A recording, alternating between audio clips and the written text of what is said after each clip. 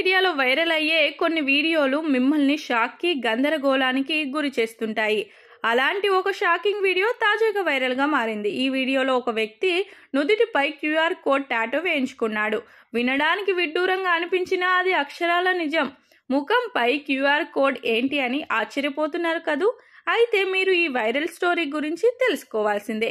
QR code అనేది smart phone లేదా camera ద్వారా స్కాన్ చేయగల బార్ కోడ్ అనే సంగతి మనందరికీ తెలిసిందే.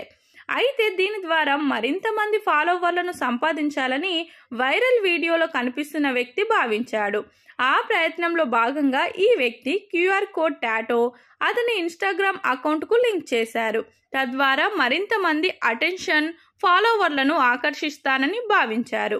ఆ వ్యక్తి టాటూ ఎలా వేయించుకున్నాడో వీడియోలో కనిపించింది. అతను బెడ్ పై పడుకొని ఉండగా టాటూ ఆర్టిస్ట్ అతడి నుదిటిపై సూది, సిరాతో QR కోడ్ను టాటూగా వేశాడు. మనిషి నొప్పితో ఉన్నట్లు కనిపిస్తున్నాడు, కానీ కదలడు లేదా ఫిర్యాదు చేయడు.